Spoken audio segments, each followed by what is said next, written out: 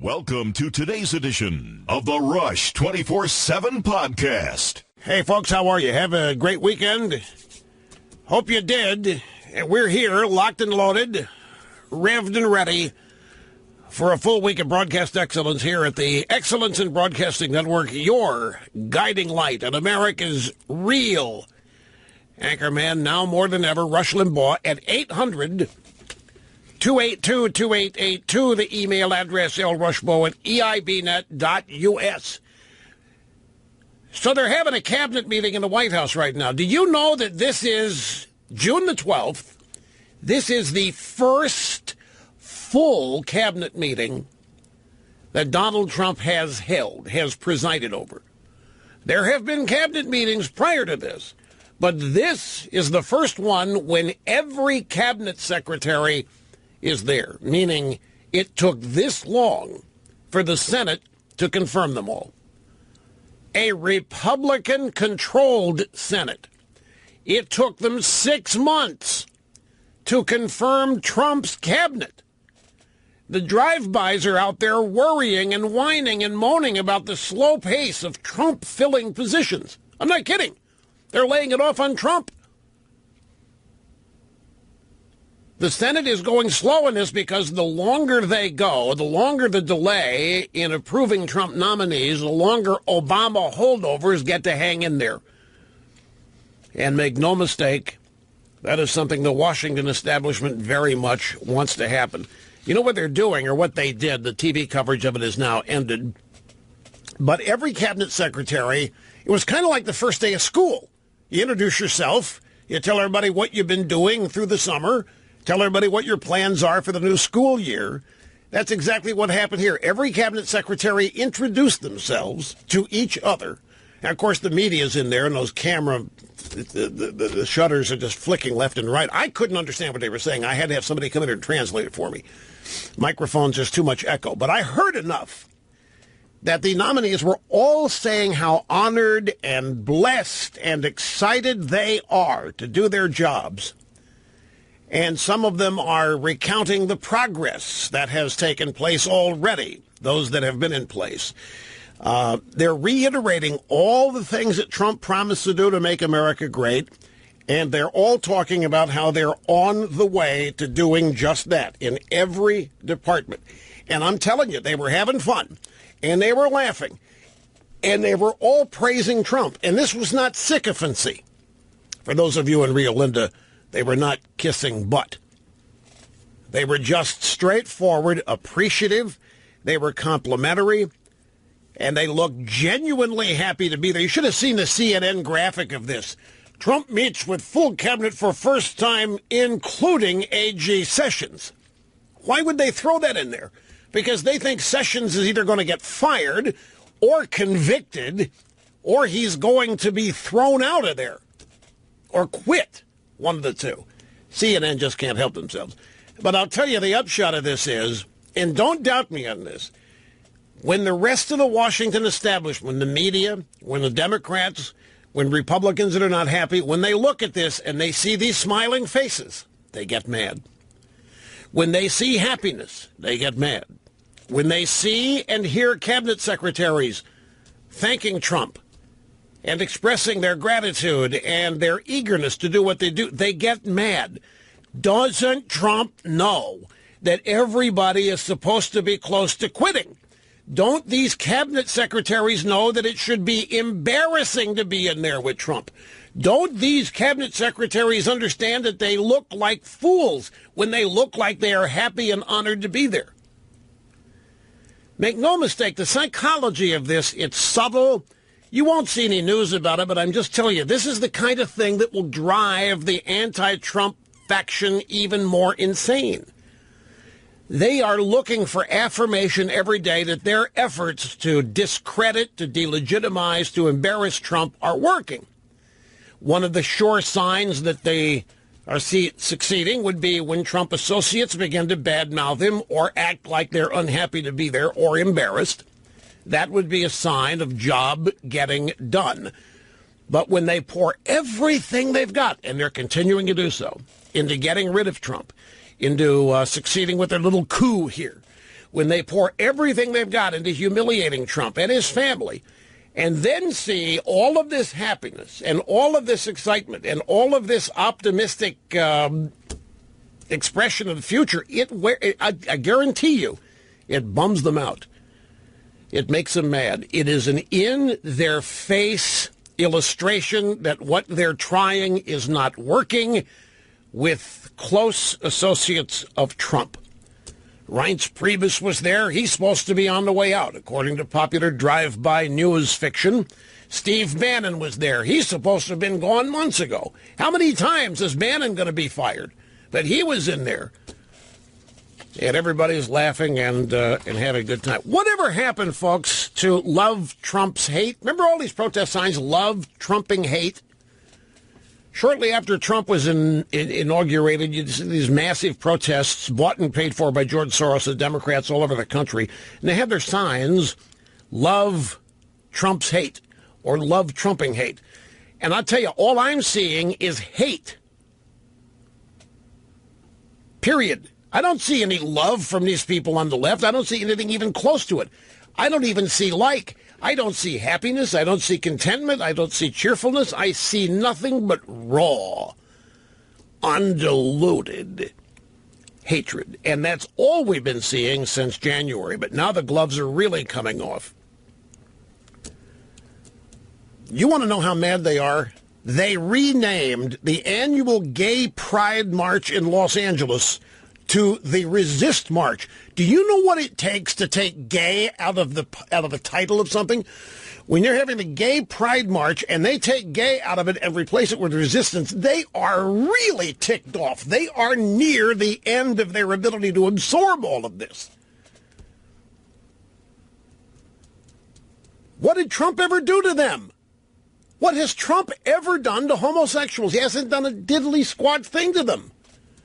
He barely even, he never rips them in any way, shape, manner, or form. But there's something to keep in mind here, folks. You have to bear in mind when you see all of this nonstop, mindless, raw hatred that is aimed and directed at Trump. It's not just Trump that they hate. It's us, too. In fact, if Trump were a liberal, the left would fawn over his personal quirks. If he were a liberal Democrat, well, you know what? Maybe, I don't know. They sent Ivanka went out to the Fox and Friends today. And, you know, I really she said something that to me is, I don't know, I got to be very careful approaching the line here, but I was shocked by it. And I shouldn't have been. But she said they were shocked. She and the family, they were shocked at the level of viciousness. I think what now Ivanka and her husband are Manhattan cultural elites. They would lean left if they lean anyway in any direction. You'd have to say that they're more liberal than they are centrist, and they're certainly not conservatives, certainly not listeners to this program. Otherwise, they wouldn't have been surprised at the level of anger and viciousness and hate. And I really think, the president told me that too, folks. I met with the president way back in February over at Mar-a-Lago when he was down here one weekend. And it was just for 45 minutes. It was him and Reince Priebus. Steve Bannon was there. He didn't say much, but he was there. And I asked, are you surprised by all this? Because he was talking about the protesters were lining the street from Mar-a-Lago all the way to the airport. When he arrived at the airport, driving to Mar-a-Lago in the same way, leaving, protesters were lining the streets. He was commenting on it. And he said, the media won't tell you that there are far more supporters out there than there are protesters. So are you surprised? Oh, yeah. I expected there to be much more unity after the election. I wasn't surprised by much during the campaign. I expected that. But after we won, I thought that it would all come together to be much more unity. And I think my mouth fell open a little bit. Look, are you really? And Ivanka has said the same thing here on Fox and Friends. this morning. And look, I'm just going to say it one more time, and I'm going to drop it. I think this is what happens when there's nobody within the close circle that can give ideological advice, because I don't think they even understand where this level of viciousness is coming from. It's not just they oppose that Trump won. It's not just they oppose the fact he's president. It's not just the fact that they oppose him being in the Oval Office. It goes far, far deeper than that, and it's much more personal than that. And it matters to understand it in dealing with it. But we have other things that Ivanka said, and we'll get to those in due course. Remember Port St. Lucie. For those of you new to the program, Port St. Lucie is not that close to us, thank goodness. It's up there probably an hour north by car. And it's where the New York Mets do spring training, or they did. I think that they're still up there. Some years ago, during the Obama presidency, a woman went to McDonald's to order chicken McNuggets. They didn't have any. She called 911 expecting to reach Obama. She called 911 to complain McDonald's was out of chicken McNuggets. Well, whatever happens and is going on in Port St. Lucie has spread to Texas. Officers said they responded to a restaurant drive-thru because a customer was mad that her chicken nuggets were not cooked quickly enough and wanted to know why she couldn't get them free. This is in Waco, Texas. The police said, yeah, we went on this call. No, she did not get them for free. Yes, we actually tied up 2 officers on this call. Waco Police Sergeant Patrick Swanton declined to identify the specific fast food joint, but said it was on the far west side of Waco. Management worked with her, gave the customer her money back. We asked her to move along. Can you believe this? 911 for chicken McNuggets not served soon enough? John McCain says American leadership was better under Obama. You know, we've got, again, have to be very careful in discussing this, approaching the line here. John McCain was a central figure. Let's be honest, he was duped.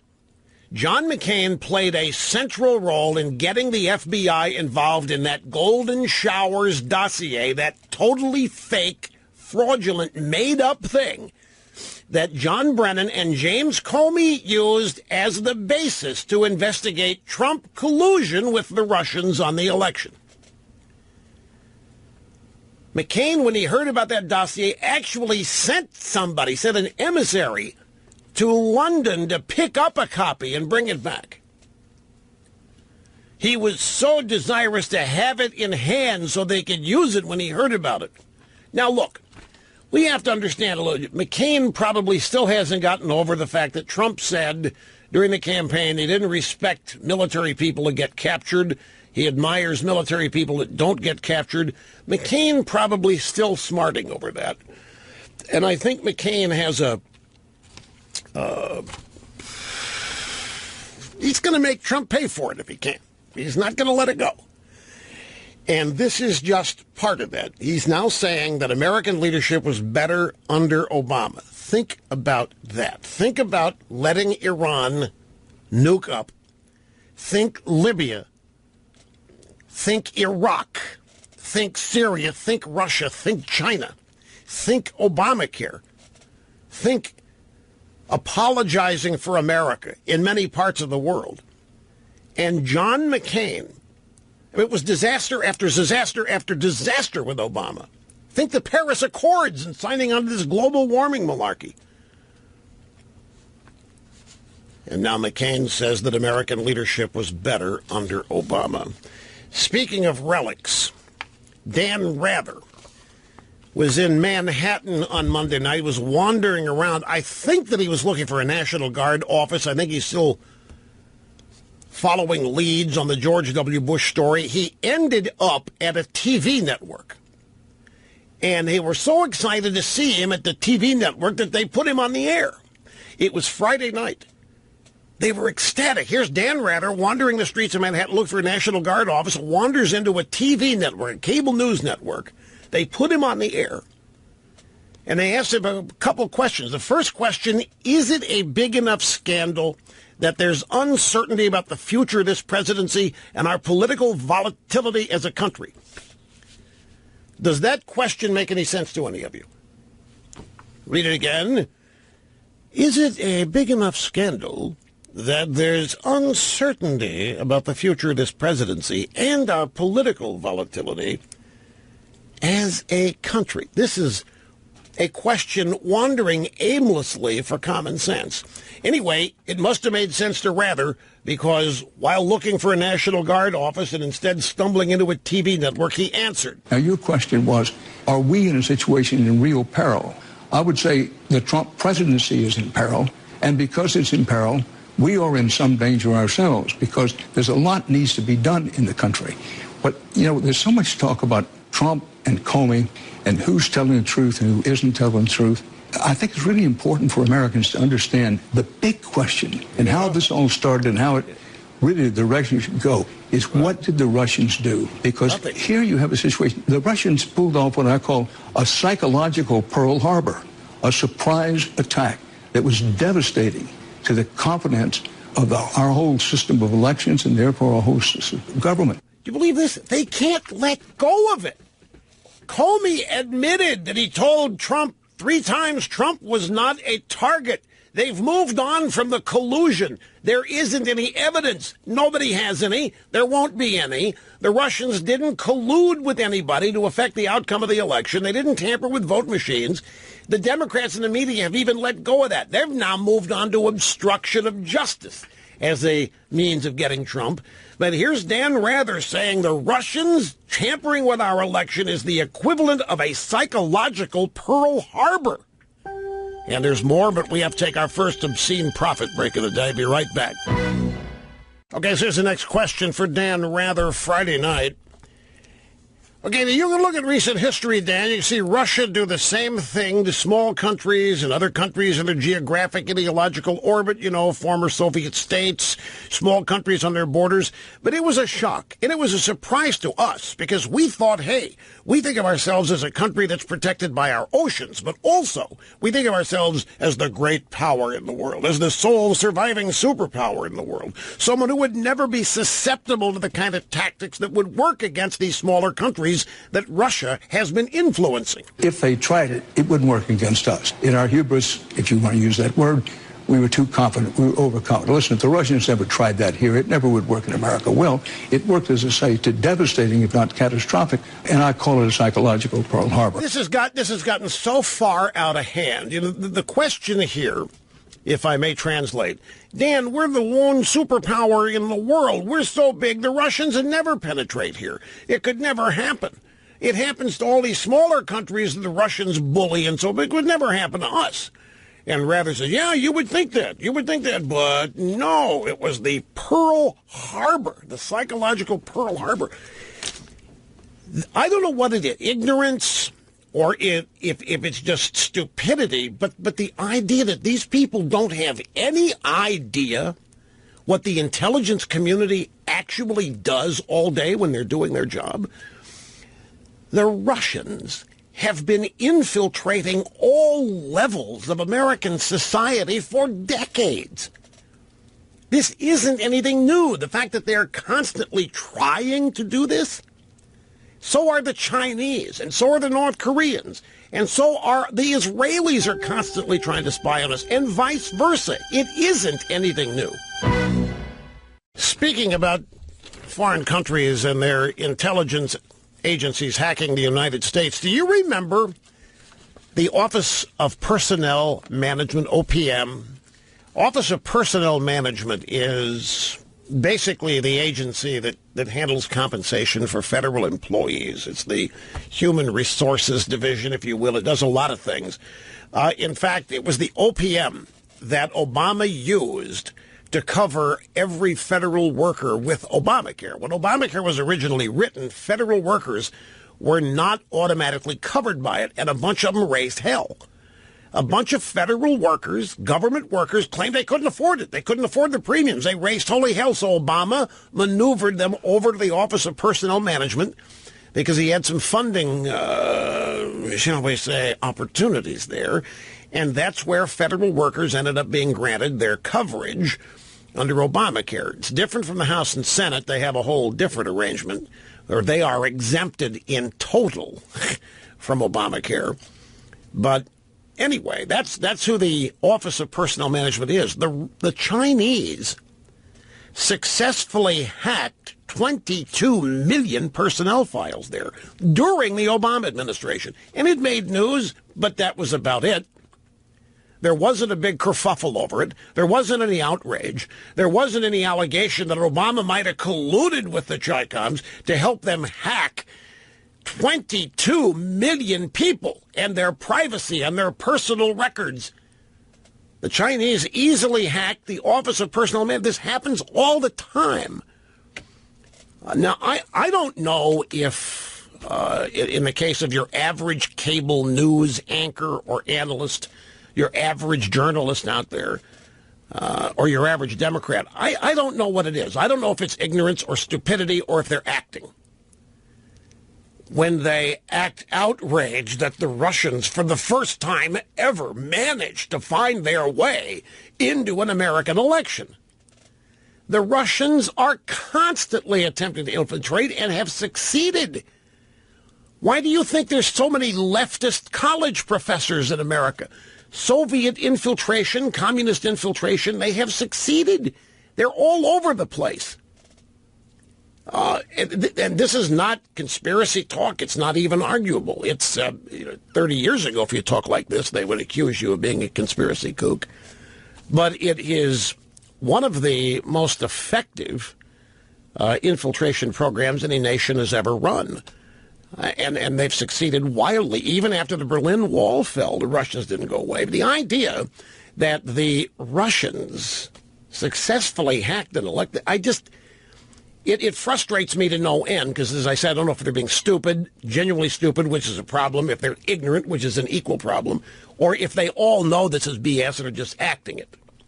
But either way, it's disingenuous, and it's creating a picture that is totally fake and totally phony. Let me, somewhat of a similar example.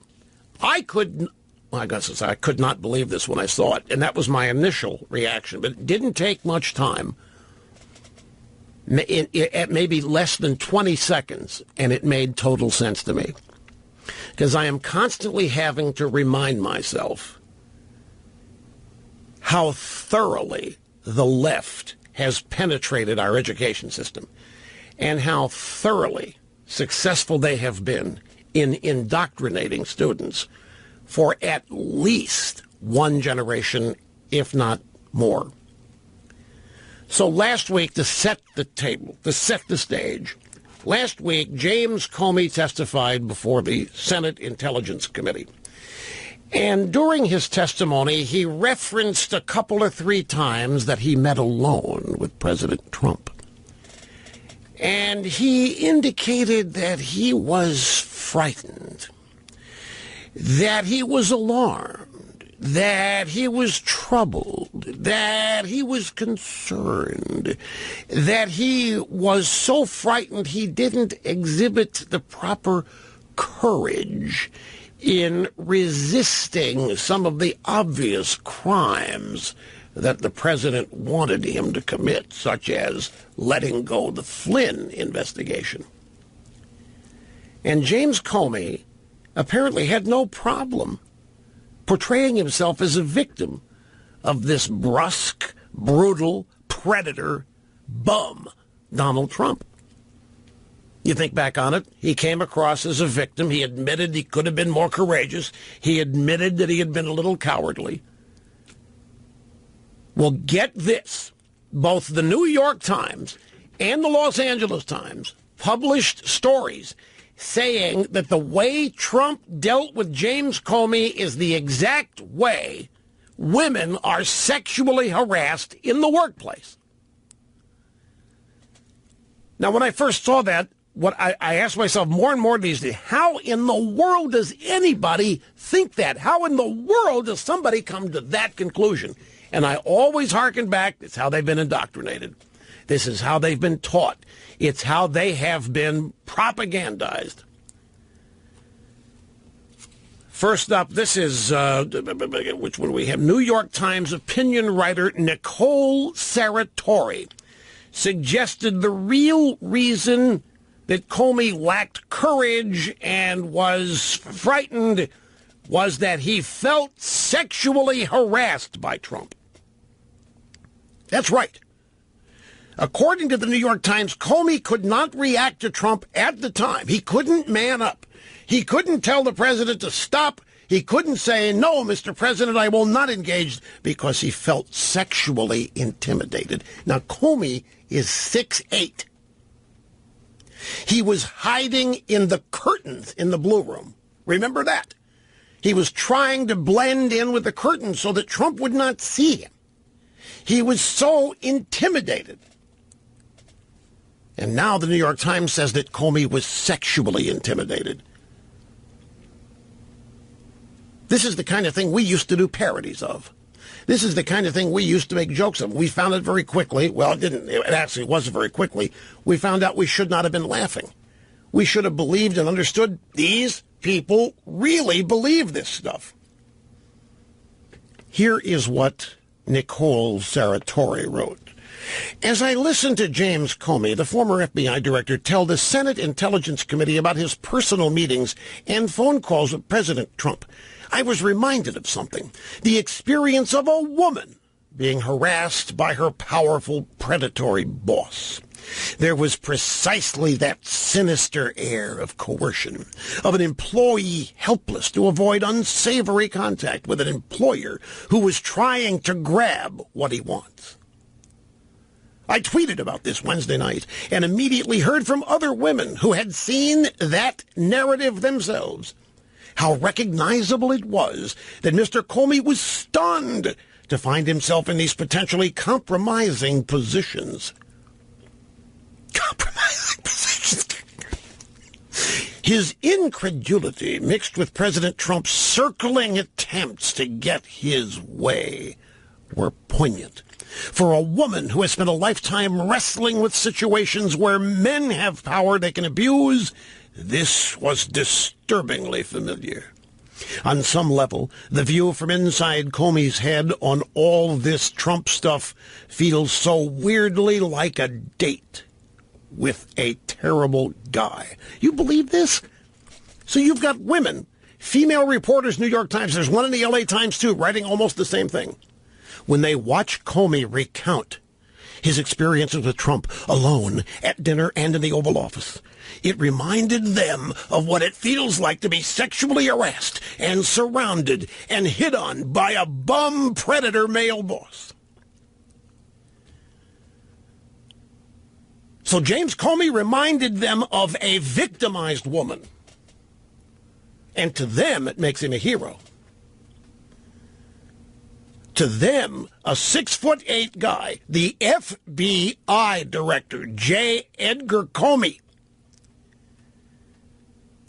reminded them of a sexually harassed woman. What is a sexually harassed woman? A powerless, put upon, set upon victim. Poor James Comey. These women knew exactly what it was like.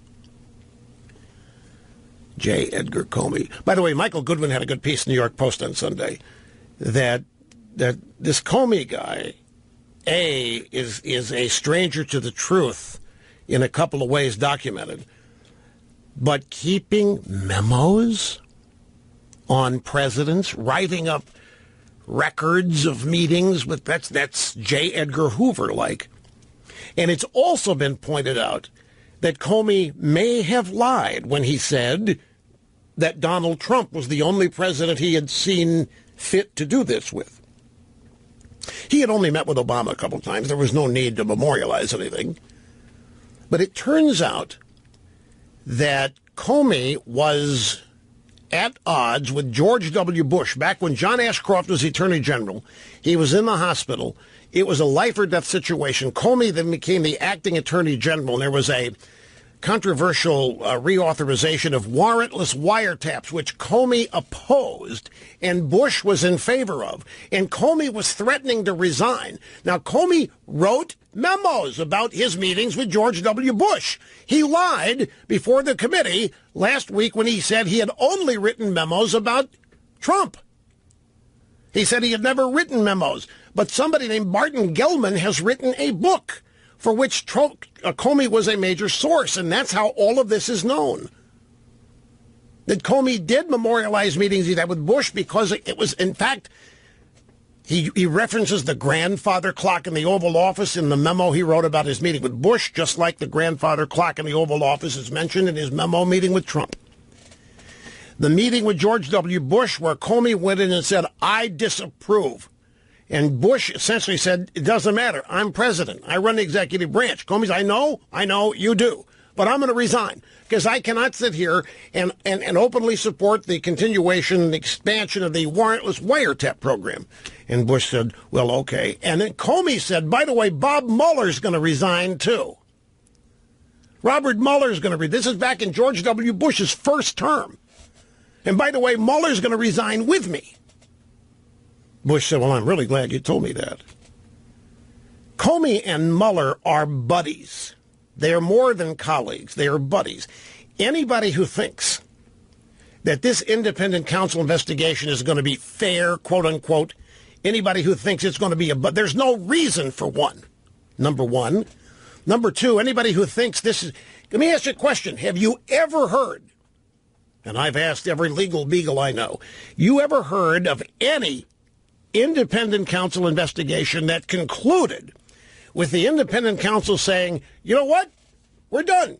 We found nothing. Nobody violated the law. Everything involved here is clear and we're closing. Has that ever happened? No. It can't happen after all the money that's spent, after all the political lead-in for the necessity of the thing. They have to find a crime somewhere. Hello, Scooter Libby. And the Valerie Plame so-called leak. Newt Gingrich is on a warpath about this, and he should be, but there aren't any other Republicans on the warpath about this. Do you know that Trump could fire the independent counsel if he wanted to? Obviously, he's being advised not to do that, can't fire Comey, then the independent counsel wouldn't look good, but he could. He runs the executive branch.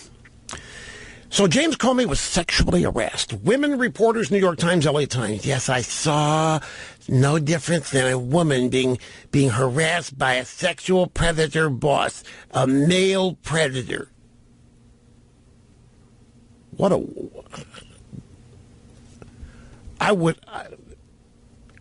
I could not fathom being seen as somebody acting as though I'd been sexually harassed. But apparently, in today's world, that's a badge of honor, to be sexually harassed by some predator bum like Donald Trump. Apparently, it's a badge of honor to be cowardly. It's a badge of honor to be so frightened you didn't know what to say. It's a badge of honor to lack courage because Donald Trump is such a bad guy he can make anybody lose their courage. To my adopted hometown of Sacramento. And by the way, that is a city in this country that I owe so much to. It was the first city, first market that I actually ever was successful and knew it immediately. It was the first time I'd ever been on any kind of a success track. And I will always be grateful for the Sacramento market, the people there. It was tremendous. Here is Julia, and it's great to have you. Welcome to the program. Hi, Raj. It's a pleasure to talk to you. Thank you. I really haven't watched a lot of TV. I more or less get my little bit of time I can with you and with Tom, which is not a lot anymore. But with this election, I have listened to Fox for my first time. I cannot go CNN. I have a little bit of a queasy stomach. But I am so disgusted. This is the most disgusting thing I've ever seen in my entire life. What? I can't believe it. What is? This is Comey, when Comey gave his deposition, whatever it was such a, he was trying to hide in the curtain. He is so full of guilt with look what he did with Hillary and Obama. He was so bought off with them that they owned him. He didn't have to take notes. He didn't have to do nothing. Now, this is fascinating. I mean, obviously we have vitriol here. Julie, not a fan of James Comey, and thinks he was laden with guilt. I know what you mean, but I must respectfully disagree. I don't think there was a shred of guilt. You think Comey was covering guilt? You think he was acting like he was guilty of something in this hearing? You think that too? I think we were listening to the guy who thinks he single-handedly is going to bring Donald Trump down. I think we're listening to the guy who succeeded in getting a special counsel appointed by leaking his supposedly only ever written memo after only meeting with one president, Donald Trump. I listened to it. I saw a guy who loved himself. He was so impressed with himself. I saw a guy whose ego is so high you can't see it. I saw a guy who's built a pedestal for himself, and he lives on it, and is of the belief that everybody believes he should be on that pedestal. I didn't see any guilt whatsoever. I'm going to tell you something, folks. When Comey announced that he leaked, some people think, yeah, he had to feel guilty. No way. He didn't feel guilty. He wanted a badge. He wanted a badge of honor. He wanted a medal for leaking. And I'll tell you, his admission that he had been leaking things, that answers everything for me. That tells me why James Comey is not interested in investigating the leakers and the leaks, because he is one of them.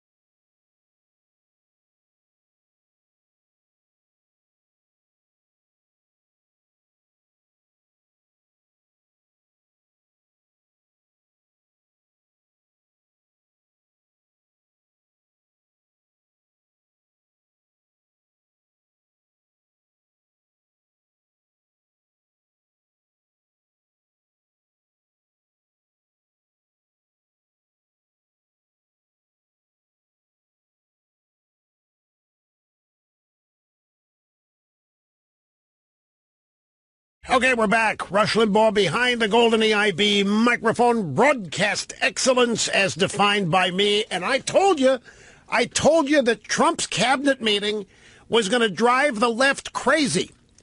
Just briefly to repeat, Trump had his first full cabinet meeting today. First time every cabinet secretary could be there, because all of them had not been confirmed up until this meeting. And they went around the room introducing themselves. And they talked of their pride and the honor it was to be in Trump's cabinet. They spoke very highly of him. They recounted the work they have done so far. They detailed the agenda that they are on. And they spoke optimistically and very positively about it. And I told you that when the left sees this, they're going to go bonkers for a host of reasons. Primarily, though, is the psychological reason. You have to understand, folks, the left thinks they're succeeding. The media, the left, think they are succeeding in creating nationwide disgust and hatred for Donald Trump. That's why they're doing all this. They are trying to move public opinion. Public opinion would be necessary if Trump's to ever be impeached, because impeachment's a political thing. They're trying to move political opinion. They're trying to shape it. They're trying to convince people they made a mistake. They want people to realize that Trump's a reprobate. They want him to be abandoned by the people that voted for him and the people that are on the fence. And when they saw what they saw today, they went bonkers, because it's evidence right smack dab in their face that it isn't working. That they're not creating hatred for Trump. They're not creating disgust. Here's his cabinet. Of all people, when you're you're leftist, you're a media person, you're a Democrat watching this, of all people, the cabinet ought to be the most disgusted with Trump, because they're the closest to him. And they're the ones who can see what just a horrible man he is. What a bully and what a pig, and how illegitimate he is, how he cheated with the Russians. They should be on the inside because they're closest. And here they are, filled with respect and admiration. Some even love, and they're all excited about the Trump agenda, and those that have been working on it excitedly report. And I have been told, can I just print it out?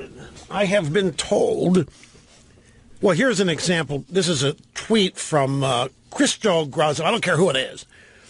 I grew up under communism. What I hear today from the cabinet meeting is spooking me. This is cult to personality of the saddest kind.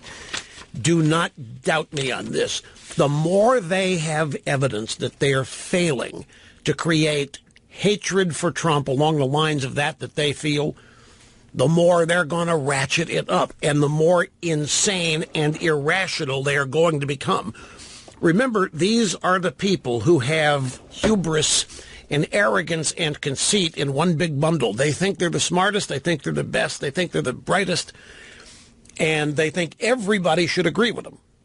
And when they have this hatred for Trump, they think it should be universal. And they believe it will be universal because everybody will want to be like them and think like them. When they see evidence that they're not having any impact at all on changing public opinion, it drives them nuts. So if you happen to be a Twitterer, I guarantee you are going to see lots of tweets today from people upset at this cabinet meeting, because it's, as I say, evidence smack dab in the face that the agenda, the narrative, the program of sheer raw hatred is not working. Axios, the website today, Trump on an island all alone. The spotlight has been on President Trump's legal jeopardy, but inside the small circle of top Republicans who advise this White House, there's increasing concern that future political problems are stacking up. One of the oldest and most trusted hands in America told a large group of CEOs in New York City on Friday, quote, simply put, Trump has lost control of his presidency. He still has all the power of the office, but for someone who spent a portion of his life in real estate litigation, he shows once again he's not learned the first rule of legal combat. It is often better to say nothing and do nothing. That's not the way Trump has behaved. He's never stood mute. He's always been on the assault, on the attack. That's just the way he is. He doesn't see any need to change here, and he isn't. He's also not alone on an island.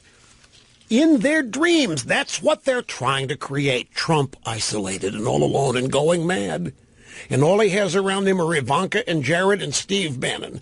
And they're eating coconuts, and they're sending messages, and they're putting them in bottles and throwing them in the ocean and hope they get rescued someday. That's what they want Trump to be. But he's not. Let's go to audio tape of the cabinet meeting. We'll start here with Trump at the beginning of the meeting, speaking of his agenda. When I ran, it was Make America Great Again, and that's what we're doing. Believe me, we're doing it, and we're doing it at a much faster pace than anyone thought. I will say that never has there been a president, with few exceptions, case of FDR, he had a major depression to handle, who's passed more legislation, who's done more things than what we've done. Between the executive orders and the job-killing regulations that have been terminated, many bills, I guess over 34 bills in Congress signed, a Supreme Court justice who's going to be a great one, going to be a great Supreme Court justice, and many other things. We've achieved tremendous success, and I think we've been about as active as you can possibly be, and at a just about record-setting pace. So Trump says they've taken action, they're going to continue to take action, they're moving the agenda forward, and everybody is excited about it. We're ready to go. In the next bite, he says Mitch McConnell is going to pass health care. Mitch McConnell is working very, very hard, as are the Republican senators. We will have zero backing from the Democrats, even though they should get in and do something, but we expect to get zero. If we had the greatest bill in the history of the world on health care, we wouldn't get one vote from the Democrats because they're obstructionists. That's what they want to do. That's the game. They think that's their best political game. They're looking to 18. So far, we've had 2 races, and we've won both of those races. They spent millions and millions of dollars, congressional races. We have another one coming up, and we've been doing very well. But they're obstructionists, and that's sad. But we are coming up with something that I believe will be very good, with zero support from the obstructionist Democrats. Sad. Oh, he knows what they're up against. He's not planning on having that stop him. He's got means and methods to go around. This just infuriates the left. He is supposed to be suing for peace by now. He's supposed to be reaching out to them and asking them what he can do to get them to tone down. He's supposed to be compromising. He's supposed to be apologizing. He's not supposed to still be in their face. He's not supposed to be still working on that agenda. He's not supposed to be this optimistic. He's not supposed to be this sane. They want him to slowly but surely be driven crazy. They want to see signs of it. They're not seeing signs of it, and I'm telling you, it is them going crazy. One more Trump here. The economic numbers have been incredible. One just came out, almost $4 trillion in worth has been created in the stock markets of our country. You just take a look at that. 700,000 jobs have been created in a very short period of time since the election. 700,000 jobs. If we would have said that on November 8th, nobody would have believed the number. If we would have said that almost $4 trillion in the stock markets has been created, everybody would have laughed at us. They would have said, oh, that's ridiculous. But that's what it is. So we're very proud of it. And so he just recounts the agenda. He recounts the successes. He details the progress. We've got one cabinet secretary. This is Mike Pompeo. He's a CIA director. When it was his turn, he said that President's honored to serve as your CIA director. It's an incredible privilege to lead the men and women who are providing intelligence so that we can do the national security mission. And in the finest tradition of the CIA, I'm not going to say a damn thing in front of the media. they were all laughing, and they were all having fun, and they were all paying respects to Trump. They were all thanking Trump for the honor of being in his cabinet. And it was driving everybody crazy. There's already a cartoon on CNN. And it is of Donald Trump and Trump is the Godfather. It's the opening scene, and the mortician is coming in, kissing his ring, and asking Trump to kill somebody for him. That's from the movie. This is not what this guy says. Godfather, don't we federal officials swear loyalty to the U.S. Constitution? Trump says first things first. What they're trying to do in this cartoon on CNN is say that Trump was demanding that the cabinet members pledge loyalty to him. Trump created this whole meeting today, and it's fake and phony.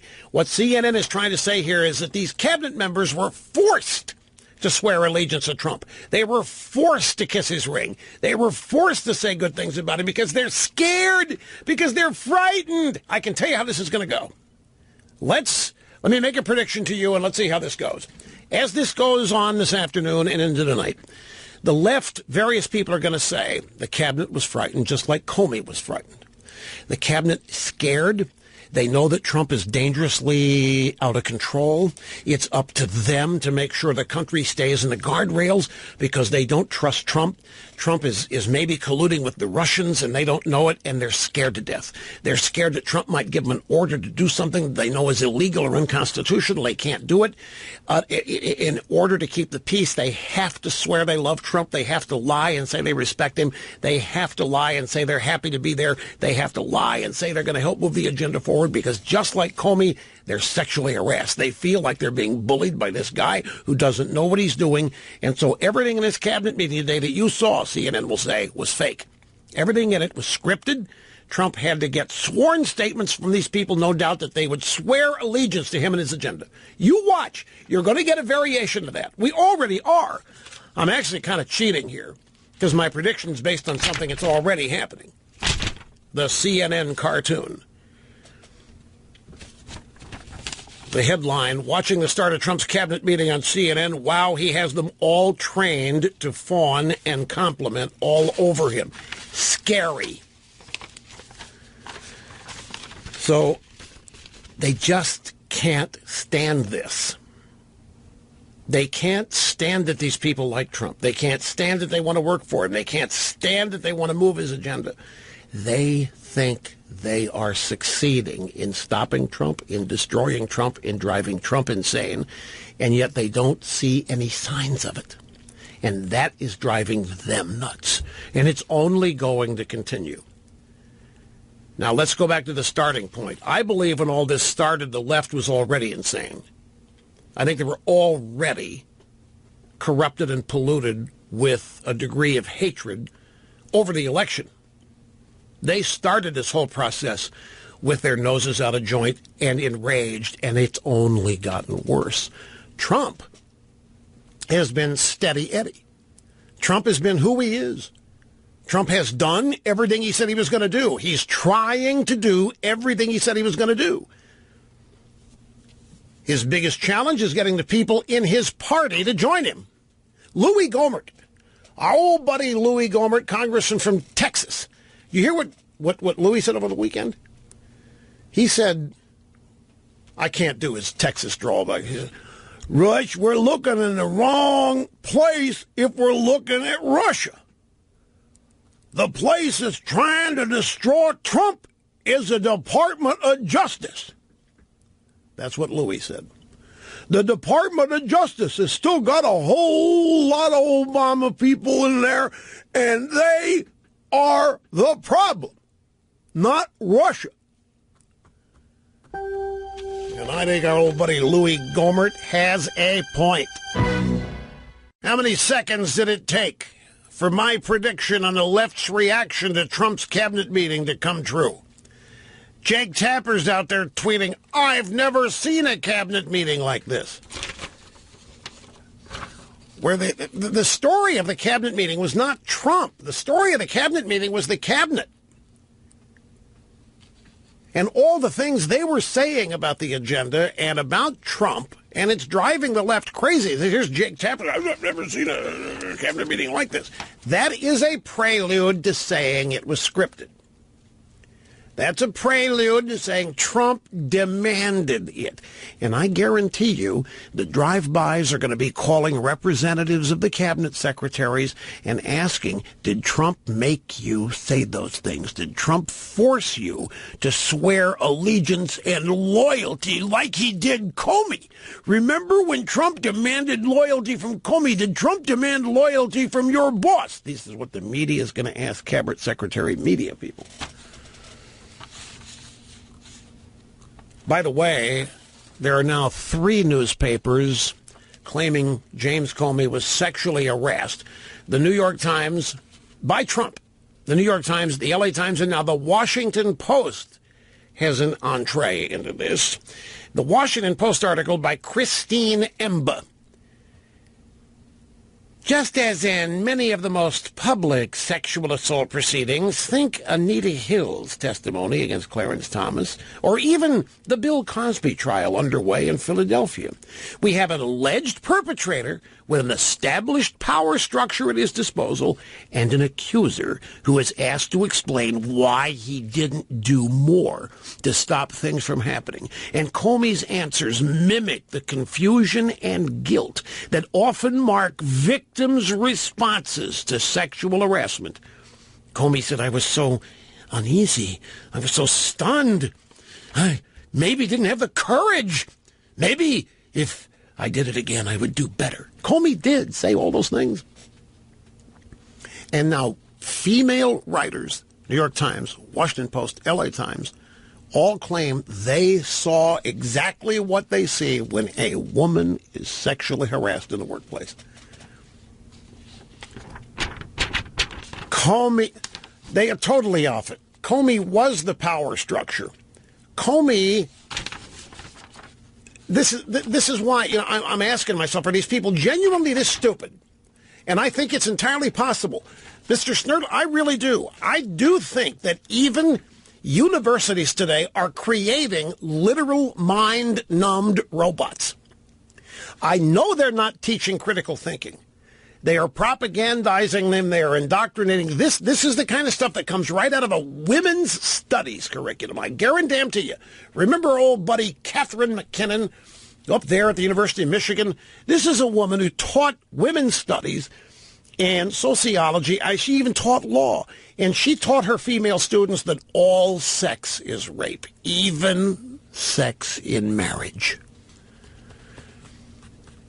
So I can imagine, of course, these students all arrive at universities having been prepped by whatever indoctrination they've gotten, either at home or in Haskell. But how could anybody look at those hearings and, hey, that guy looks just like a woman's been sexually harassed? Yeah, it requires you to think a certain thing of Trump. It requires that you see the 6'8" James Comey, the director of the FBI, as a victim, as a helpless, frightened, scared victim, forced to meet alone with this brute, this ugly, orange-headed brute, pig, Trump. The L.A. Times, let's see here, L.A. Times, this is Robin Akarian is her name. And then, when Comey appeared Thursday before the Senate Intelligence Committee, he was treated in a way that was reminiscent of how the Senate Judiciary Committee treated Anita Hill so many years ago when she alleged sexual harassment by Clarence Thomas. Why didn't you speak out at the time? Why didn't you take phone calls from him after that? Why didn't you quit? This is, if this weren't my job to understand these people, I would think that they're genuinely loony. So this woman watched the hearings, and she thought the committee was being unfair to Comey by asking, why did you quit? Why didn't you get in his face and say no? Why didn't you speak out at the time? So Comey was Anita Hill. This woman can't even remember that it was Clarence Thomas who was the target in those hearings. Trump said something during the cabinet meeting. We just played the soundbite. He said, Mitch McConnell is going to pass our health care bill. Now, what was your reaction when you heard that?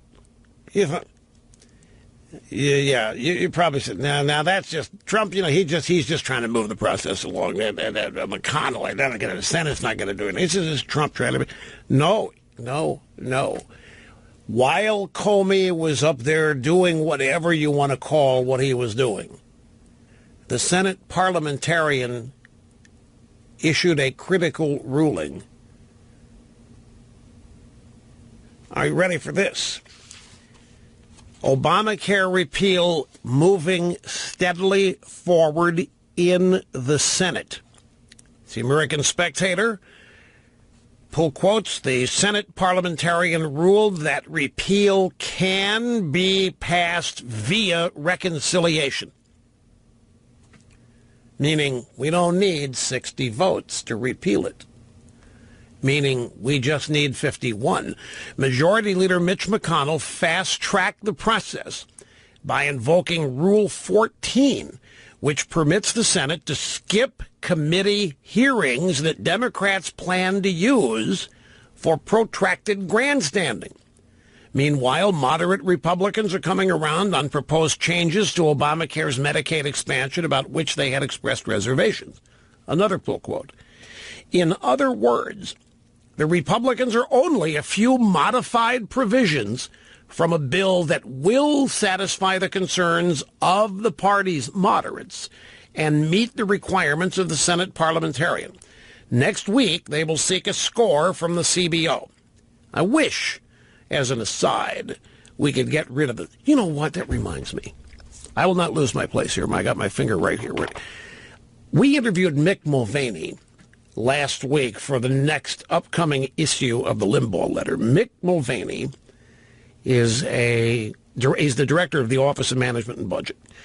And it was Mulvaney who, largely working with Trump, put together the Trump budget, which is a great budget. Remember, Mulvaney described it as a budget that puts the American taxpayer first. I met Mulvaney one time during the health care debate back in April, and he was remarkably able to synthesize what all was going on. It was very in the weeds and complicated at the time. The specific thing I had a question about, he was able to synthesize it down to something easily understood. And so I'm interviewing him, and I find he's a Rush baby. His dad lives in Key West. He's 50 years old. He plays golf. And the guy is brilliant. He is a perfect choice to be in charge of the federal budget. From understanding it, we had a great conversation about current services baseline as it relates to budgeting and some of the challenges the Trump administration faces, and whether or not he's down in the dumps over it. And he's not. He's revved and fired up, and he says everybody in the administration, they've all got various quirks and so forth, but everybody's on board to moving the agenda forward. That's why they're there. He was talking about cabinet people. But it's a really fascinating interview, and I meant to mention this last week, the day after I had spoken to him, and I was reminded, it just didn't find a place to slip it in, but this is a good place to mention it. It's the next issue of the Limbaugh letter. Anyway, back to this story about health care moving forward in the Senate. This was all happening last week during the Comey hearings, by the way, when the Senate parliamentarian had the ruling. Now, next week, they're going to seek a score from the CBO. Mulvaney told me that if they could get rid of the CBO, it would be the greatest thing in the world because, as I have long suspected, the CBO doesn't analyze anything other than what they're given, and they do not do dynamic analysis of anything. It's zero sum. If we're going to spend X amount of dollars, that means we're going to lose it. There's no way any other calculation generates income to make up for whatever's being spent. He said, this is crazy. And then I asked him, look, it said that the CBO is nonpartisan. I said, I don't believe it. I simply don't believe it. And, of course, he didn't want to go there. And I'm not going to attempt to infer anything from his answer. But the CBO, I don't think, is a useful aspect of anything to do with budgeting anymore.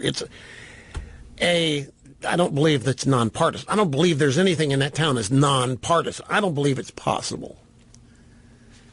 And nonpartisan, even you get up with some Republicans on the CBO, which there are, but we know how many of them feel about Trump. But anyway, next week they're going to get the score from the CBO. That is considered a symbolic exercise for these purposes, which means whatever the CBO says, fine, we're going to move forward anyway. The Senate leadership, after the CBO scores it, is going to start counting the votes. When the whip count reaches 50 or more, as it probably will before July 4th, The Obamacare repeal and replace bill will go to the floor, where no Republican senator will risk her career by casting the vote that prevents it from reaching Trump. This is the House bill that has moderate, some changes in it, but because the parliamentarian ruled that they can do this with reconciliation, which should have been a slam dunk because that's how they passed it in the first place. They don't need 60. They just need 51. And it says when McConnell gets to 50-51 votes, he's stopping everything and calling a vote. The theory being, even if it's Susan Collins, and not to pick on her, but any senator, no senator wants to be the senator heading into an election year that is the reason Obamacare was not repealed. They just need 51 votes. There are 52 Republicans. Just need 51. Now, it's true, McConnell said a couple weeks ago, I just don't see even 50 votes for Obamacare. But that was then, and this is now. And after the parliamentarian ruling, if they get to 51, and this is sourced from people close to the majority leader. By the way, what I'm reading to you here is no doubt analysis. This is not a news story, and it's not a quote from anybody. It's the opinion of the author here, who is David Catrone. When the whip count reaches 50 or more, as it probably will before July 4th, the Obamacare repeal and replace will go to the floor, where no Republican senator will risk her career. They're no doubt thinking of Susan Collins here, or Murkowski, right? Where no Republican senator will risk her career by casting the vote that prevents it from reaching President Trump's desk. There will be no braying about Obamacare light, only a struggle to get in the shot when he signs the bill into law. Meaning that all these Republicans, when Trump actually signs the repeal and replace, is going to have trouble because everybody's going to want to get in that picture at that moment. And I happen to think that that is true. I happen to think that all of this that's gone on is posturing for donors and posturing for K Street and what have you. But if they get this close to actually repealing it, if this all pans out as it is theorized here, and if they get to 50, 51 votes, two things. I think it's accurate to say that maybe it isn't. Maybe there is a Republican who would like to die on the hill of being the Republican that defeated this. But I don't think so.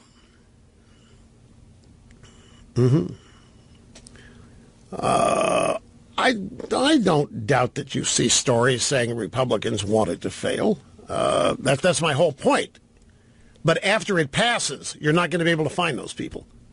Those same people are going to be wanting in the picture at the White House or wherever the ceremony where Trump is signing the bill. That's the theory in this story, The American Spectator. Look, it's next week. It's after the CBO score. The point is that while everybody's fixated on Comey, this is moving forward. Last week, I guarantee you, last week you're cursing McConnell. You're cursing the Republicans in the Senate. You're cursing them because they won't support Trump. You're cursing them because they're doing everything to stop Trump's agenda. And no, that apparently is not the case here. I say advisedly. We always wait for the end result. But when the parliamentarian says, yeah, if you can do this with reconciliation, screw everything else, then bye-bye 60 votes. Bye-bye 60 votes means bye-bye excuses. That's another thing. When you have 52 seats and you need 60 votes, you've got a built-in excuse. There's no way we're going to get the... But when the parliamentarian says you only need 51 and you've got 52, then you have no excuses not to pass it. If it doesn't pass, it'll be blamed totally specifically on the one senator in the roll call who sees to it that the vote fails. That's the theory being espoused here. By the way, one other thing on this story about Obamacare repeal and replace vote in the Senate. Don't forget that Vice President Pence can vote in there. So McConnell could actually lose 2. He could lose Murkowski and Collins. And you got to throw McCain in it. Who knows? But Pence can go in there. So he could actually lose 2 and still win this thing. But I glossed over one thing that I need to focus back on, and that is when McConnell invokes or implements this Rule 14, that is a rule that eliminates committee hearings, which they didn't do any of in passing Obamacare. This is the one I remember so many people, where are the experts? Where's the testimony? Where are the details? How it's going to work? They broomed all that. McConnell is going to do the same thing. After the CBO score comes in next week, he's going to implement Rule 14, which speeds everything along by eliminating committee hearings. Now, the committee hearings is where the Democrats would go all Al Franken all the time, just start speaking gibberish about the Republicans and about Trump and lying about health care, bring in witnesses, and basically just delay the whole thing. But the Senate leader can invoke Rule 14. The Democrats do not have the votes to stop it. So they're going to be like a bunch of stuck pigs next week if McConnell does this. The bottom line is this. Everybody on the left and in the media thinks that it is Trump losing his mind, or ought to be losing his mind, because anybody in Trump's position would be driven crazy here by all this media harassment, by all this hatred. Any normal human being would be suing for peace, would be asking for people to stop. Can I resign? What can I do? I want to spare my family. And Trump's not doing that. And because he's not, they're getting more and more wacko. And this is just going to be, if this happens, if Obamacare passes the Senate, folks, you haven't seen chaos. You haven't seen panic. You haven't seen bleeding in the streets until that happens. You think these women have been putting on their Pusai hats and running around? Wait until this happens. Wait till you see the bought and paid for rioting. Yeah, OMG, Whiskey Tango Foxtrot is exactly right. Okay, back to the phones we go. Mark in Las Vegas. Welcome, sir. I'm glad that you held on. Hey, thank you, Russ. Thanks for having me. You bet. Hey, if Comey admitted under oath that he's never seen the DNC servers, we know that they were not able to get into the RNC, and the voting booths are not connected to the Internet. What did the Russians hack, and how did they interfere in the election? Okay, I'm having trouble. Are you asking a question or are you making an observation? I made an observation, then I asked a question at the end. Okay, so if Comey admitted under oath that he didn't see the servers, the DNC servers. Right. They were not able to get into the RNC, and the voting booths aren't connected to the Internet. So my question is, what did they hack, and how did they interfere in the election? Well, Trump lost. I mean, Hillary lost. I mean, that's the only evidence you need. Hillary lost. She was going to win in a landslide. The Russians had to do something. I have another question, if I may. Well, there is one of the... Don't forget the Podesta emails that ended up on WikiLeaks. They are claiming that the Russians made that happen. But that has nothing to do with the DNC hack. You're right. Comey, the FBI, the Democrats did not let Comey see their server. The FBI never forensic analyzed the DNC servers. They hired this outfit called CrowdStrike, and CrowdStrike did the forensics and reported to Comey, and Comey said, cool, thanks. The FBI never saw it. They don't know who got in there. The reason for that, the Democrats did not want anybody to find out how they had gamed it against Crazy Bernie. If anybody rigged an election, folks, the Democrats. What was your next question that you had there, Mark? I guess they're going off to the malware or the spam, but my next question was, how do 17 intelligence agencies all agree on something that they'd never seen? The DNC server.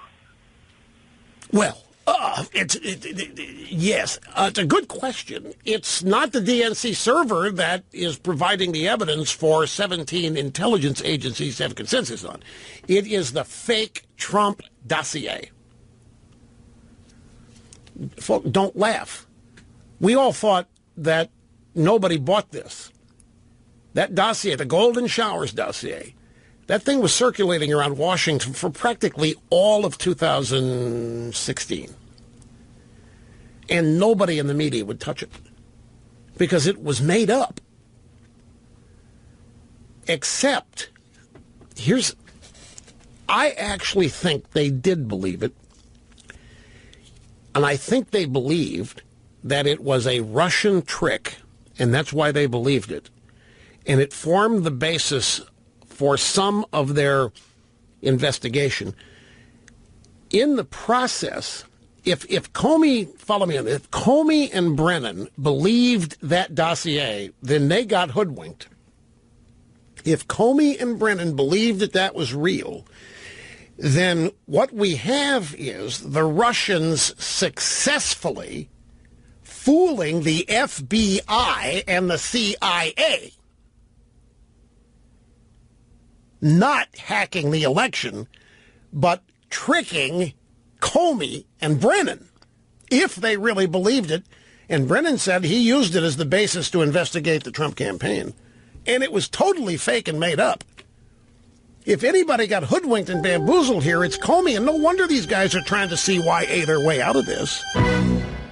Now, maybe I ought to try to make the point again. I really think that Golden Showers dossier, if we know Brennan believed it, he said so.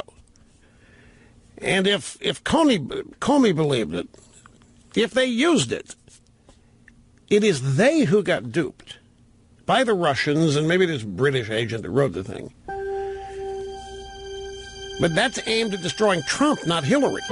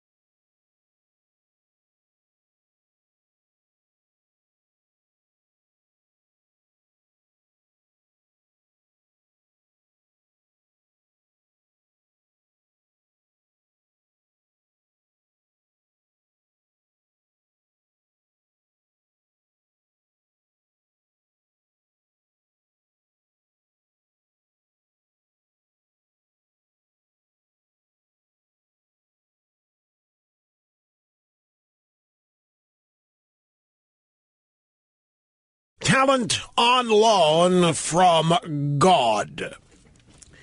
I am Rush Limbaugh, America's real anchor man. This is the most listened to radio talk show in America. Audience up to 26 million.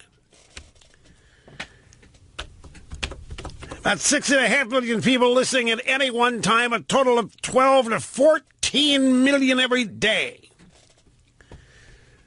The Excellence in Broadcasting Network. Our telephone number, if you want to be on the program, 800-282-2882. The email address, lrushbo@eibnet.us. Let me look at Holman Jenkins had a column on Saturday in the Wall Street Journal. I want to call your attention to it because I don't know how many people read the Wall Street Journal on Saturday. The title of his piece, Why Trump Wins. And it's about the Comey testimony. And I tell you who has done some great, great work. John Hindrocker at Powerline has put together just a fabulous, it's much too detailed and lengthy for me to read from here. It's called Proof That James Comey Misled the Senate Intelligence Committee. And this is the blog piece that mentions the book written by Barton Gellman. Barton Gellman hates Dick Cheney, just despises Dick Cheney. And the title of his book is Angler. And Comey was a source for much of the book. That is a hate fest on Dick Cheney. And it was from this book that we learn that James Comey admitted to having written memos after his meetings with George W. Bush about the expansion of the warrantless wiretap program back in Bush's first term. It might have been second term. Whichever. It's between 2001 and 2008, obviously. Now, the point of this is that Comey lied. Comey said that he had only seen fit to write memos after meeting with Trump because Trump would lie and Trump was dangerous and Trump was this or that. He just felt the need to have documents like J. Edgar Hoover did to create dirt on presidents. He said, I only did that with Trump, but it's not true. He memorialized meetings with George W. Bush, and he tried to pull rank with Bush over the warrantless wiretap program. Bush had to remind him, look, man, I am the guy who decides, not you. At the time, Comey was the acting attorney general because John Ashcroft was in the hospital. And Comey had gone to the White House for a private meeting, writes about it, same as he wrote about the grandfather clock in his private meeting with Trump in the Oval Office. And he told President Bush, I'm sorry, I can't sign on to this. You're not going to have my vote. I will resign. I will resign instead. And Bush said, I was very sorry to hear that. Comey said, and Robert Mueller's going to resign too. He didn't want to be any part of this. And Bush said, well, I'm glad you told me that. And Bush was forced to remind Comey that he ran the executive branch, not Comey, not the FBI, not the Attorney General. To which Comey agreed, but said, doesn't mean I have to like it. And as he writes this memo that anybody reading it would think, wow, what a hero James Comey is. What a moral, virtuous icon James Comey is. James Comey is gutsy. He's to stand up. The point of all this is that he lied, well, let's say misled, in his testimony last week because he made it clear that he only wrote about Trump. And it was very, very obvious that he was trying to say that Trump was this out of control lying guy that you got to keep honest. So writing the memos, no, he wasn't uncomfortable giving Bush pushback, and he didn't feel cowardly when Bush was giving him the what for over the wireless warrantless wiretap thing. No. None of the things about Bush that he wrote about Trump. Anyway, the Hindrocker piece at Powerline details all that and more and quotes extensively from the book by Barton Gellman. And the only reason that's important is because Comey was a big source for that book, and it's a hate fest on Dick Cheney. The bottom line is, this Comey fella comes off to me as a snake a lot of times, and it seems to me, looking at this from my purely fair and objective vantage point, that he sides with Democrats practically all the time. Even though he's been in Republican administrations, he sided with Hillary. He didn't want to do anything with Loretta Lynch, even though she made him nervous. But Holman Jenkins' piece, let's get back to it here in the Wall Street Journal on Saturday. Here's a question for Special Counsel Robert Mueller, a former FBI chief himself. Will he accept the current framing that his Russia investigation is about everything except whether the FBI was semi-wittingly duped into some of its interventions by Kremlin danglings? Or will he have the courage to ask the requisite questions the CIA and the FBI, the NSA do not want asked about their own, perhaps, gullibility and overeagerness to play in domestic politics because of their dislike of Mr. Trump? Let me explain this in a minute. Final paragraph. Washington's desire to get to the bottom of Russian meddling is probably less than you imagine. If not, the places to start are the Trump dossier and the role of Russian disinformation in promoting Comey's intervention in the Hillary Clinton email matter. Now, there are two things here. One of them is the Russian dossier. Comey and Brennan both are on record as thinking it had value, that there might have been the Golden Showers dossier that was filled with that and just lie after lie after lie. It was totally made up by a British agent. It has been learned the Russians were behind it. So what's happened here is that Brennan of the CIA and maybe Comey were tricked by a phony document into beginning an investigation of Trump colluding with Russia. Because this was supposed to be blackmailable and so forth. And what Holman Jenkins is writing here is, will Mueller want to get to the bottom? In other words, will Robert Mueller want an investigation that reveals that the FBI and the CIA got fooled by the Russians with a phony document? The other document that he's referring to, the Russian disinformation of promoting Comey's intervention in the Hillary Clinton email matter. We discussed this last week. There's an email that was said that was fake, that Comey fell for, that made him look into the Hillary allegation that she'd trafficked in classified information and so forth. The argument was whether Comey knew it was a fake document or not. But the bottom line point that Holman Jenkins is making here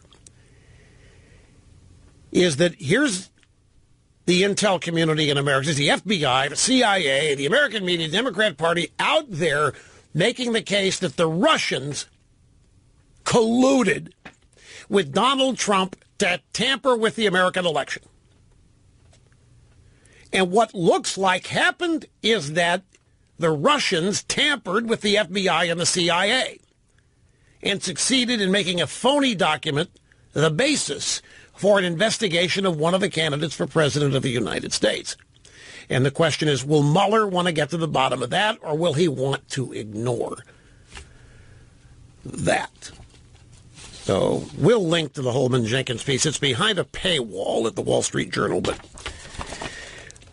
let's see. I'm going to tell you, I'm going to answer the question. I don't think Mueller has any interest in investigating the intelligence community. I don't think Robert Mueller, good friend of James Comey and former FBI director, has any desire to expose embarrassing behavior by the CIA or the NSA or the FBI. Now, as to this Golden Showers dossier that Brennan said, I took it seriously enough that it formed the basis of my thinking that there should be an investigation into Trump and Russian collusion. I don't know that Brennan actually believes this. This is my own going. Are these people really this stupid and dumb, or are they this malevolent and deceitful? And I always decide on the latter. I think these guys are all in the Obama administration. Brennan is. And I think the way they looked at the Russian dossier, I don't think they believed it for a minute. I think they looked at it as an opportunity. They saw it, they looked at it. You know, this thing looks real enough that we could use it to screw with Trump. This golden shower stuff, Trump hiring prostitutes to urinate on a bed Obama slept in, yeah, we can make a case out of that. People think Trump did that or would do that. So I think they saw this memo as an opportunity.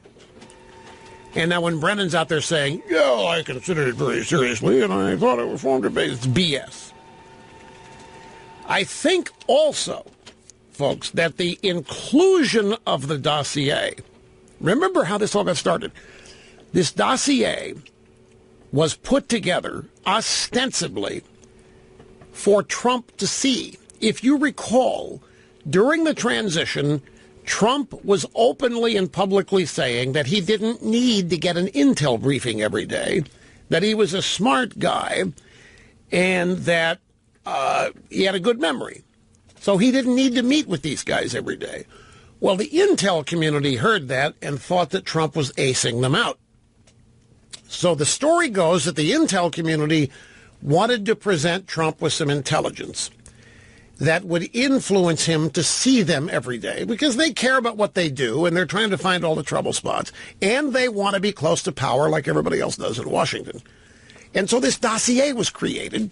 It was manufactured out of whole cloth. There's nothing in it that's true, and everybody involved in it knows this, even the media that's lying about whether or not it's accurate. It was created to show to Trump, and it was presented to him as, by the way, Mr. President, none of this is true, but this is an example of the kind of stuff that we dig up. This is an example of the kind of stuff you could expect to see, and this is what we would like to prepare you for as often as it happens, is why we need to meet with you every day. So that was the pretext for briefing Trump on January 6th. But I think the use of this dossier to brief Trump, I think they were lying. I don't think that the purpose for showing it to Trump was to show him what's possible out there. I think it's much more devious than that. I think the dossier is manufactured. It's pure, unadulterated lies, but they're salacious enough that American gossip people would love it, like TMZ and the drive-by media. All that matters then, if the intelligence community shows it to Trump, that makes it news. Whether it's accurate or not is irrelevant. All the IC has to do, the intelligence community, all they have to do is tell the media, we showed this to the president. Bam! It becomes news. Whether it's true or not is irrelevant. It's news. President Trump today was shown a dossier. Intelligence sources tell the New York Times, and in the dossier, he is accused of hiring prostitutes. And that got the ball rolling. And my theory is that's why it was done. That everybody involved here knew this thing was bogus, that nobody was fooled by anything, that they used this as a pretext, in essence, to begin media coverage of this, so that the media coverage would understandably be critical of Trump and raise questions about his morality and his behavior and so forth.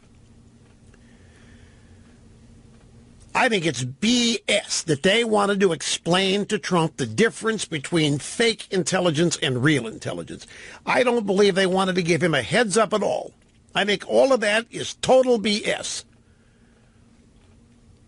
I think all they wanted to do was show it to him, and that makes the dossier come to life. Because that then makes a news story. Intelligence community officials today shared with President Trump the details of a recently discovered document which purport to have the president hiring prostitutes to urinate on beds in Moscow, blah, blah, blah, blah.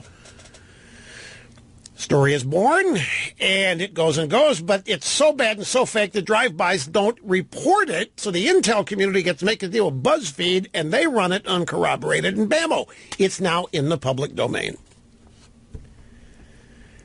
And the fact that the intelligence community showed it to Trump gave the media the cover they needed to report it, Nobody could say the media was making it up. Nobody could say the media wrote it. Hey, we're just standing by here watching what happens, and we learned that the IC showed this to Trump memo that makes it a news story. And then after that, Comey and Brennan can come along and say, well, yeah, very seriously, we suspected that it was about to appear in the media. We heard that the media had been told about it. We needed to get out in front of it, and we needed to brief Trump on it. And memo, you have the total phony, fake birth of a news story that was planned from the get-go, from the writing of the memo to the planned usage of it, to how they were going to get it into public domain. The whole thing has been a hoax in which Brennan and Comey willingly participated with the media and with the intelligence community. And all of it rotates around the center nucleus that is the coup, the silent coup to get rid of Trump. Okay, we're going to go back to the phones. We got an update on Amazon's discounted membership to the poor. If I can worm my way into this, Delta Bank of America dropping sponsorship of Shakespeare in the Park over the Trump being assassinated meme in it. But the New York Times is standing by it. New York Times is hanging tough. Actual play. Julius Caesar's made out to be Trump. He's assassinated, obviously. It's Trump being assassinated. Two sponsors pull it, which surprised me. That actually surprised me. We'll get to that in a minute. Here's Lisa in Dayton, Ohio, and I'm glad to have you with us. How are you doing? Doing well. Nice to speak to you, Rush. Thank you very much. With all these hearings and all this Russian stuff going on, they're still floating the narrative that the Russians may have hacked our election system. The real story is that there is proof in Indiana that the NSA tried multiple times to hack the election system. And they have tried time and time again to get information as to why this occurred. And to this day, they have gotten no information as to why the NSA tried to do that. It wasn't announced to them that they were trying to check the integrity of their system.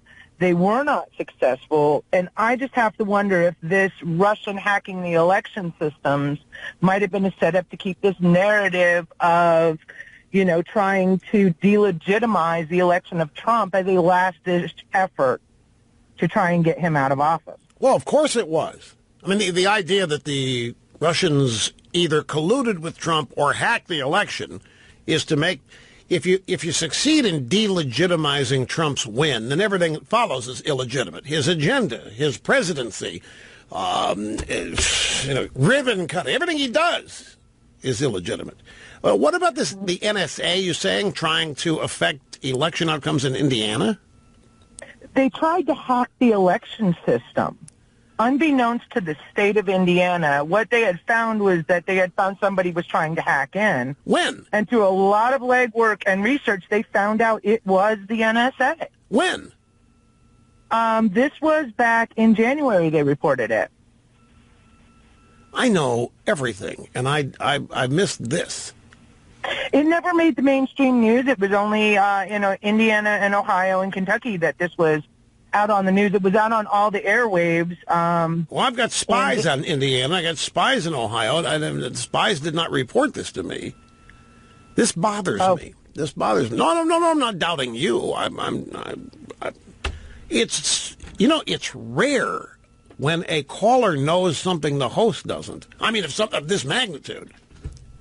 Well, I found it quite appalling, so it was something that really stuck in my brain. And as a matter of fact, the Secretary of State came out and was appalled at the fact that the government had tried to hack the voting system, and it wasn't like, hey, we're giving you a heads up, we're just trying to check the integrity. This was all done clandestinely. All right, I have a vague... I'm going to have to look into this. I appreciate the heads up. Department of Homeland Security officials tried to hack Indiana's state electoral system with at least 14,800 scans or hits between November 1 of 2016 to December 16, 2016. This is a Daily Caller. News Foundation investigative group has learned the attacks are the second confirmed scanning assault by Department of Homeland Security officials against states that resisted Obama's attempt to increase federal involvement in state and local election systems by designating them as critical infrastructure for national security. So, Obama wanted to increase federal involvement in state and local election systems, which I don't have to tell you is a profound violation. You know, folks, I think, pretty confident here, that the media and the Democrats are going to rue the day that they decided to base their entire opposition to Trump on the premise that he cheated with the Russians and stole an election, turned it illegitimate so that Hillary Clinton would not win.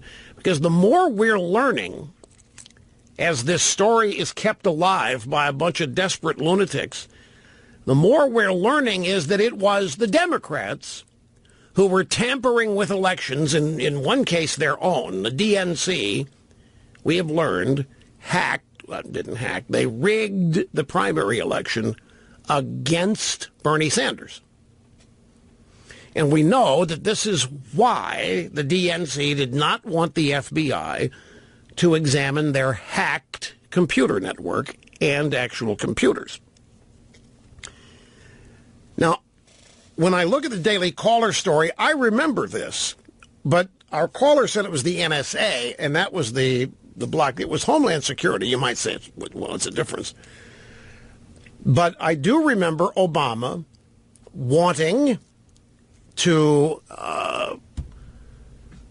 increase federal involvement in state and local election systems, and the way he did it, because it's a violation of the Constitution, but he called the election systems infrastructure, like highways, and so that would permit federal entree into state and local elections. And this all happened through Homeland Security. They tried to hack Indiana's state electoral system with 14,800 scans or hits between November 1st and December 16th of 2016, when these states, by the way, this happened when Pence was governor of Indiana. This happened because the states refused Obama's request. They didn't want the federal government coming in here and getting involved. You talk about tampering? Look who it is that wanted to get involved in state and local elections, where presidential elections take place. Elections are the province of the states. The feds have the day, and that's it. But the states run the elections. That's why there are different ballots in every state, different candidates, the whole 9 yards. Obama wants the federal government to be involved in it. For what purpose? Uniformity. Remember, Obama also wanted UN election observers in a couple of elections, with the assumption being that our elections might not be legitimate. We need independent observers. I mean, this goes back to Jimmy Carter asking for such UN peacekeepers to analyze, protect our elections. So these states, Indiana being one, deny Obama's request, and so Obama scans and hacks them, according to this Daily Caller Foundation investigative report.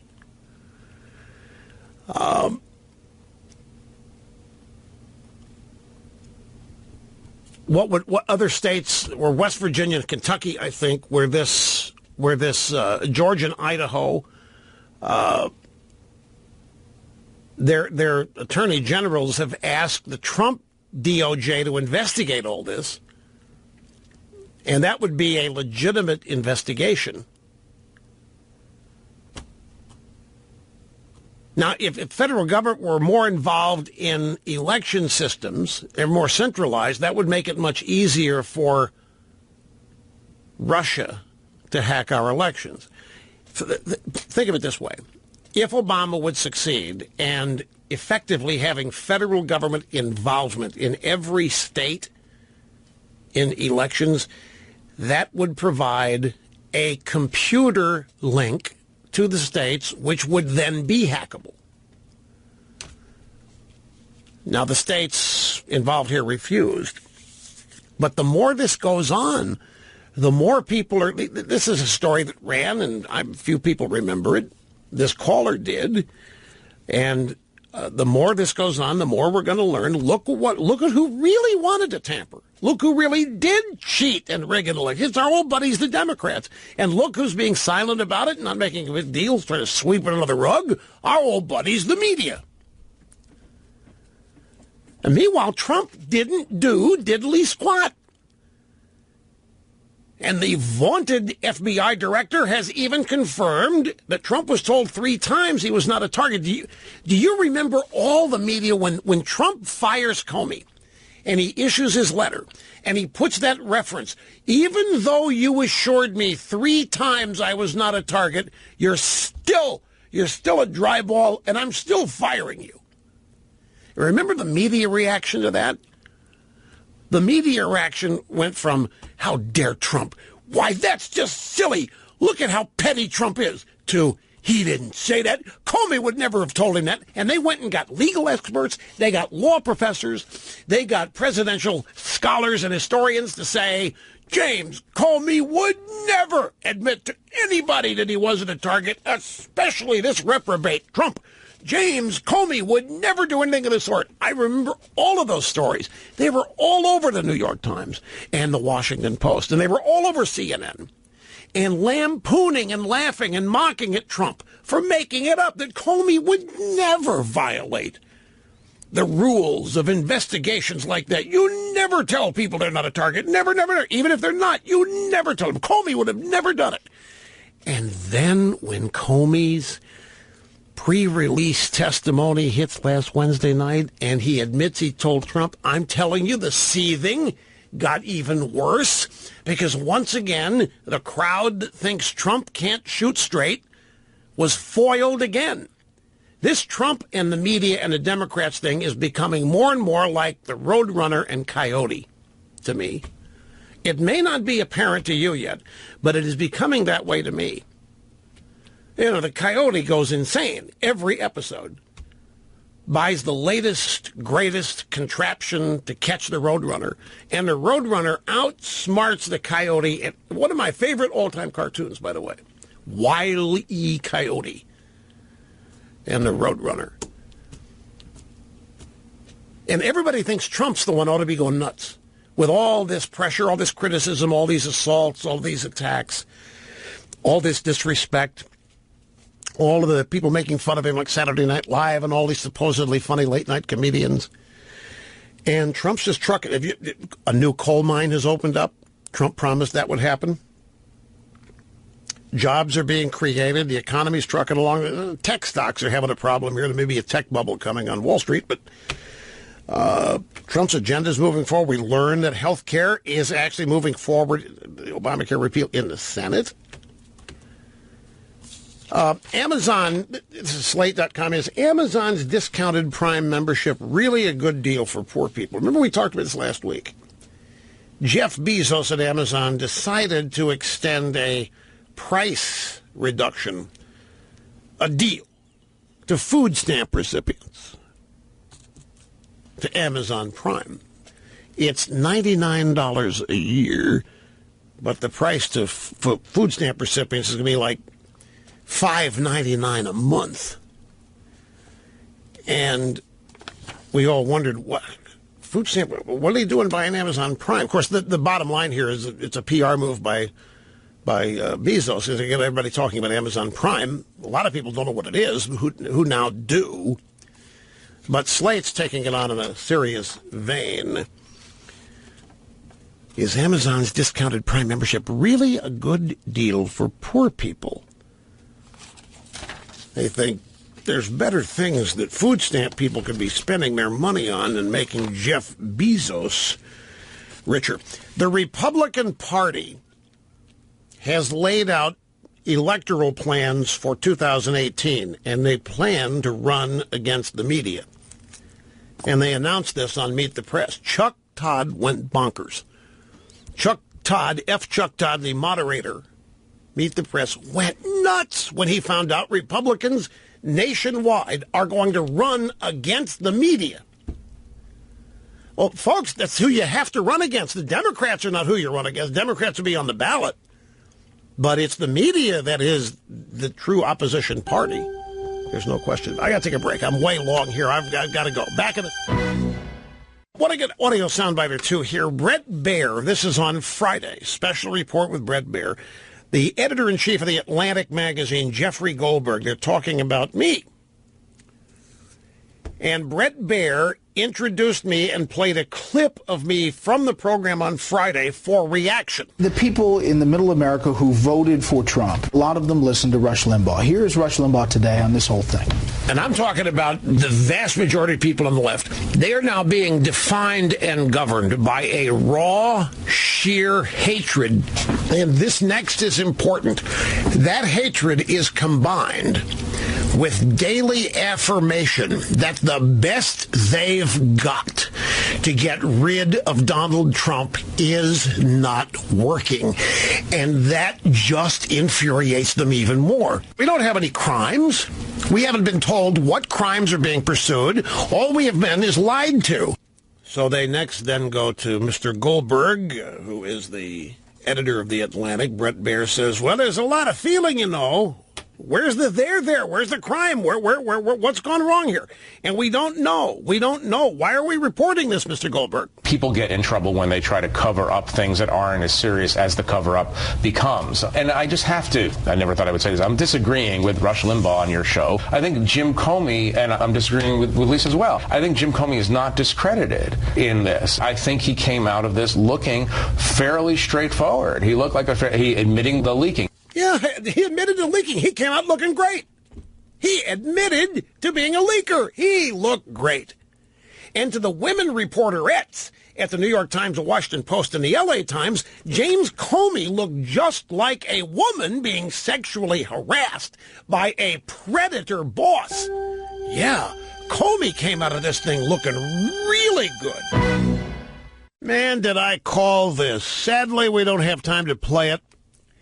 Chuck Schumer put together a fake video of his staff praising his appearance on the Sunday shows yesterday, praising his hair and how it looked coming out of the gym as they're mocking the Trump cabinet meeting today. It'll be old news by the time we get to it, but I'm still going to play the audio of it for you tomorrow. Just know that I called it.